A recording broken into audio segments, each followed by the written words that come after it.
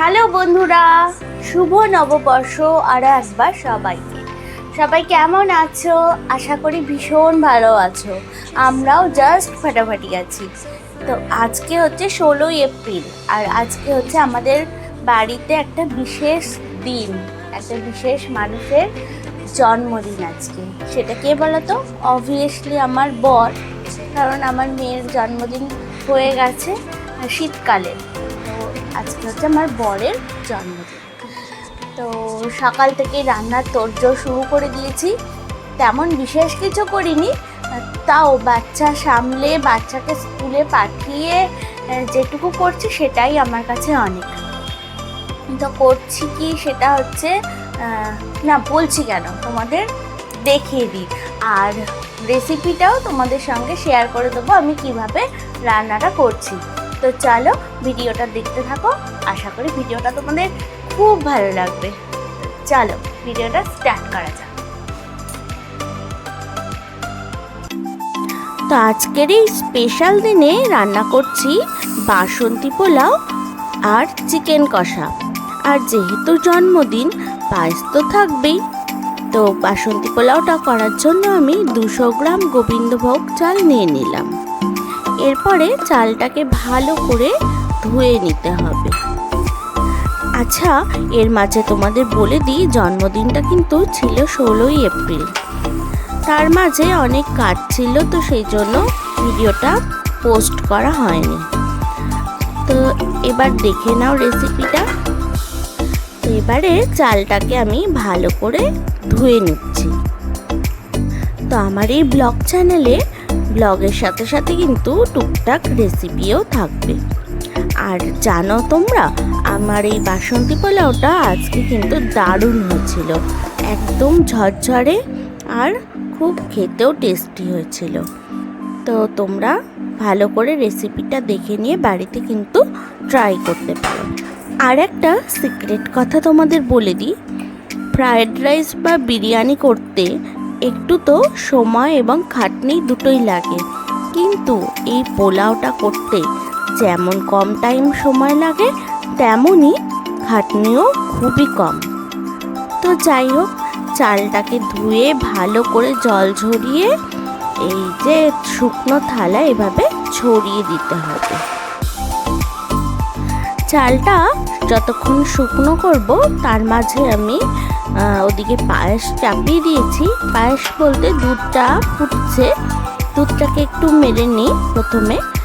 আর ততক্ষণে আমি কাজু কিশমিশগুলো ভেঙে নিই।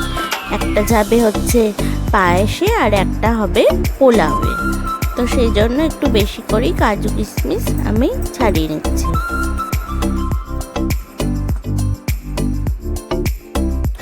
তো দেখো, দুধটা অনেকটাই ফুটে ফুটে মরে গেছে, আর দেখো সরও পড়ে গেছে। তো বুঝতেই পারছো কতটা গাঢ় হয়েছে। তোমরা চাইলে আরেকটু গাঢ় করতে পারো, কিন্তু আমি এতটাই করব, কারণ আরেকটু বেশি দুধ থাকলে আরেকটু গাঢ় করা যায় ব্যাপারটা।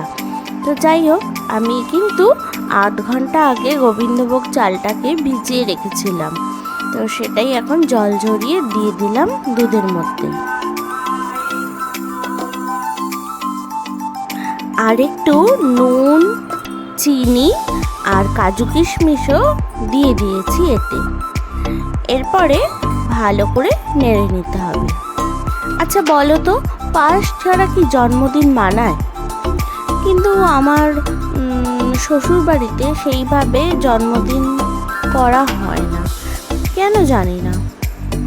তো আমি যতটুকু পারি বরের জন্য প্রত্যেক বছর করতে থাকি, আর সারা জীবন এইটুকু করে যাব। তো এইবারে এই চালটায় আমি একটু সামান্য হলুদ আর ঘি দিয়ে মাখিয়ে রাখবো। আধ ঘন্টা মতো মাখালেই যথেষ্ট, এনাফ। তো এবার হাতে করে আমি চালটাকে ঘি আর হলুদের সঙ্গে ভালো করে মাখিয়ে নেব। তোমাদের যদি মনে হয় কালারটা একটু কম মনে হচ্ছে, হলুদ কালারটা, তো আর একটু হলুদ পরে অ্যাড করতে পারো, কিন্তু এই সময় আমি নুনটা দেব না, নুনটা দেব আমি পরে।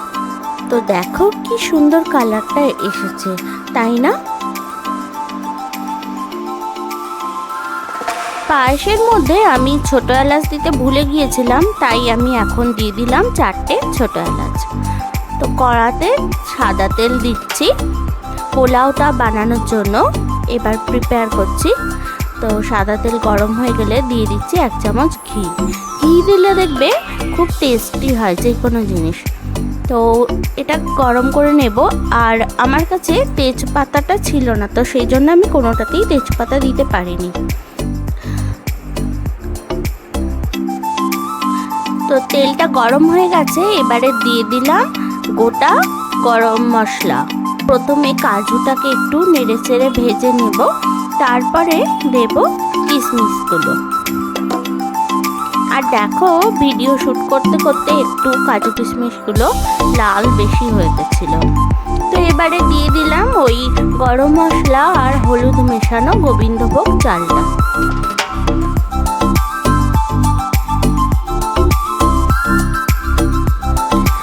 এবারে আমি দিয়ে দিচ্ছি স্বাদ মতো নুন ও চিনি। মিষ্টির পরিমাণটা নিজেদের স্বাদ অনুযায়ী দিও। আর যদি কাঁচা লঙ্কা দেওয়ার ইচ্ছা হয় তাহলে কিন্তু আগেই কাঁচা লঙ্কাটা ভেজে নিতে হবে। যেহেতু মাম্মাম খাবে তাই আজকে আমি একটাও কাঁচা লঙ্কা দিলাম না। তো চালটা লো ফ্লেমে ভাজা হোক 2 মিনিট, ততক্ষণে আমি দেখি আমার পায়েসটা হলো কিনা। তো দেখো পায়েসটা তো হয়ে গেছে। এবারে আমি গ্যাসের ফ্লেমটাকে বন্ধ করে দেব। এইবারে কিন্তু একটা খুব ভাইটাল কাজ আছে, কি বলো তো? জল দেওয়ার। কিভাবে জলটা দেবে? যে বাটিতে করে চাল মেপেছিলে, যেমন আমি 2 বাটি চাল মেপেছিলাম, ওই বাটিতেই 4 বাটি মাপ করে জলটা দিলাম। মানে 1:2 রেশিওতে জলটা দিতে হবে। তো এটাই হলো ঝরঝরে পোলাও বানানোর মূল মন্ত্র।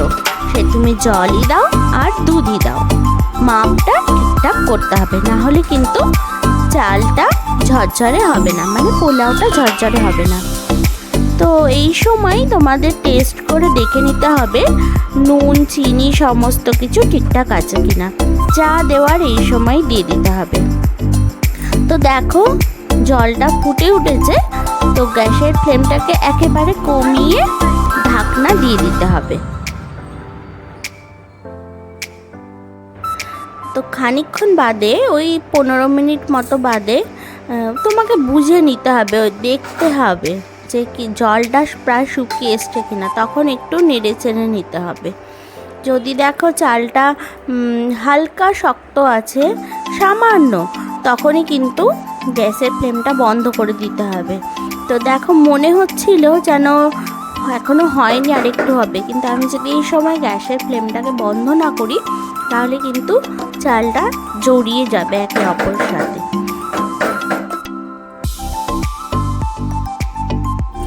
পোলাও আর পায়েসটা হয়ে গেছে। তো এখন আমার মেয়ে স্কুল থেকে চলে এসেছে, আর ওই যে আমার বরকে দেখতে পাচ্ছ, বার্থডে ম্যান, তো ওর আজকে ছুটি এই কারণেই আজকে ওরও জন্মদিন, ওর স্কুলেরও জন্মদিন। তো সেই জন্য স্কুল ছুটি থাকে। তো যেমনটা ভাবি যে সারপ্রাইজ দেব এই রাত্রিবেলা বা সন্ধেবেলা, সেরকম হয় না, ওকেই সব করতে হয়, কারণ ও থাকে যেহেতু। তো দেখো এখন চিকেনটা করব বলে পেঁয়াজ আদা রসুন কেটে নিচ্ছে। আর মাম্মাম দেখো এই ফিচকিরিটা জল ভরে আমার গায়ে দিয়ে দিচ্ছে। তা আমিও দুষ্টুমি করছি একটু ওর সাথে, আমিও ওকে দিয়ে দিচ্ছি। আর এবারে আমি চিকেনটা বসাবো। তো সেই জন্য পেঁয়াজ আদা রসুন সব কষানো হয়ে গেছে, এখন নুন দিয়ে দিচ্ছি। তো এবারে চিকেনটাকে কষিয়ে নেব। আর যা গরম পড়েছে, রান্নাঘরে টেকা মুশকিল হয়ে যাচ্ছে। উফ বাবা, আর পারা যাচ্ছে না।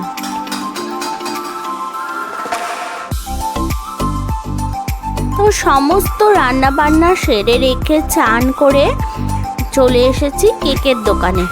আর কি রোদ দেখো, যদিও অন্য একটা দরকারে বেরিয়েছিলাম, না হলে আমি কেকটা সকালবেলায় আনিয়ে রাখতাম। তো ক্যাথলিনে কেক কিনতে গেলাম। আর অন্য সময় মিয়া ওমর বা মন জিনিস থেকে কেক কেনা হয়। তো আজকে দেখি ক্যাথলিনের কেক কেমন লাগে। আর বড় কেক নিলাম না, এই ছোট ছোট পেস্ট্রি কেকগুলোই নিলাম। জন্মদিনে কেক হলেই তো হলো, এত ক্রিম থাকে ভালোই লাগে না খেতে। তো এই রেড ভেলভেট কেক দুটো নিলাম ওদের দুজনের জন্য, আর আমার জন্য একটা ভ্যানিলা নিলাম। না না না, প্রত্যেক পাশে বড় বড় নিলে ঠান্ডা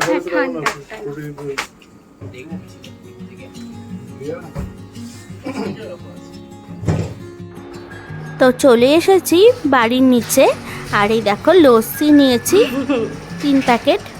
আর এই যে ফ্যান্টাটা আগে নিয়ে ফেলেছি, নাহলে লস্যিটাই নেওয়ার ইচ্ছে ছিল। দুটো। আর আমরা এবার খাবো বলেই ঠিক করেছিলাম, কিন্তু ওর বাবার একটা হঠাৎ কাজ করে গেল, ওই জন্য ও গেছে একটু বাইরে। তো মামাকে আগে খাইয়ে দিই, তারপর ও এলে আমরা খাবো। যে মামা একাই খেতে শুরু করে দিয়েছে।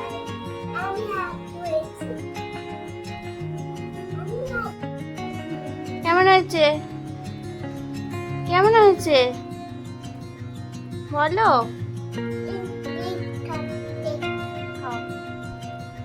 এই দেখো পোলাও, শুধু কিশমিশ খেলে হবে? আর এটা মামামের আলাদা চিকেন, ঝাল কম দেওয়া, ঝাল না দেওয়াই বলতে গেলে। আর এটা খাওয়ার পর পায়েস আছে, ঠিক আছে? তো চলো মামামকে খাইয়ে দিই, তারপর ও এলে আমরা খাবো। তো ও এসে গেছে, এখন আমি ওকে খাবারটা সাজিয়ে গুছিয়ে দেওয়ার চেষ্টা করছি। দেখো এইভাবে সাজিয়েছি, কতটুকু পেরেছি জানি না, তবে চেষ্টা করেছি সুন্দর করে খাবারটা দেওয়ার। আর মনে হচ্ছিল আরও একটু কিছু রান্না করলে ভালো হতো, যেমন একটু চাটনি করলে আর একটু স্যালাড কেটে দিলে ভালো হতো। যা পাপার কাছে গিয়ে করো গানটা।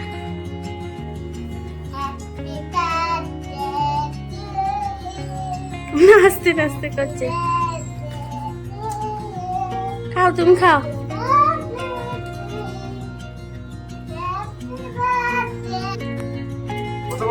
বসছি। ও আর সাথে ছিল একটা দইও।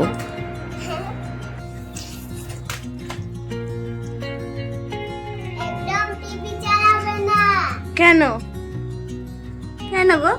বন্ধ করে দাও। কেন? ওই শোনা যাচ্ছে তো।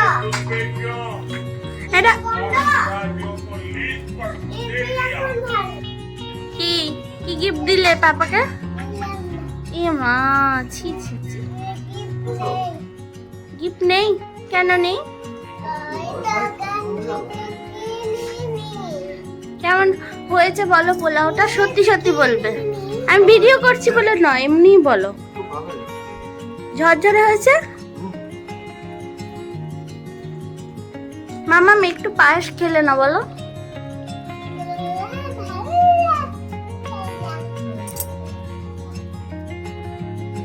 তো চলো, ওকে খেতে দিয়ে দিয়েছি, এবারে আমি খেয়ে নিই, নাহলে আবার কাজে দিদি চলে আসবে। আর যদি খাওয়ানো হয় তাহলে ওই অবস্থাতেও চলে যাবে, আমাকে সব মাছতে হবে। তো চলো এবারে আমি আমার ভাত বেড়ে খেয়ে নিই। তো তোমাদের রেসিপিটা দেখালাম কিভাবে বাসন্তী পোলাওটা করতে হয়। আমি এর আগে 2-3 বার করেছি। আজকে পোলাওটা খুব সুন্দর ঝরঝরে হয়েছে। তোমরা এভাবে ট্রাই করতে পারো, আমি রেসিপি ভিডিও দিলাম একটা, তোমরা ট্রাই করে দেখতে পারো। আশা করি তোমাদের খুব ভালো লাগবে। তো এখন হয়ে গেছে সন্ধেবেলা, আর এবারে জন্মদিনের স্পেশাল কেকটা কাটার তো ব্যাপার নেই, খেতে হবে। তো এরকম সুন্দর ডেকোরেট করে আমি নিয়ে যাচ্ছি আমার বরের কাছে, ও কিন্তু জানে না। তো যাই হোক, অন্যবারে বড় কেকই আনা হয়, কিন্তু ওই ফ্রিজে রেখে 2-3 দিন ধরে খেতে হয়, ওই জন্য এবারে ঠিক করেছি এরকম ছোট কেক নিয়ে আসবো। আজকে আর কাটছে না, শুধু শুধু বড় কেক। আমি কি করবো? গান গাও মাম্মা। হ্যাপি বার্থডে টু ইউ করো।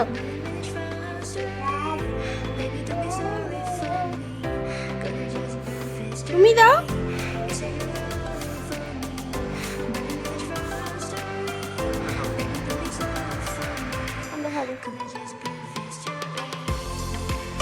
নেমেছে আমি খাইয়ে দিই বাবাকে একটু। Happy birthday. না মা লজেন্স খাচ্ছে এখন কেক। আমি তো খাবো না, আমি তো ওটা খাবো।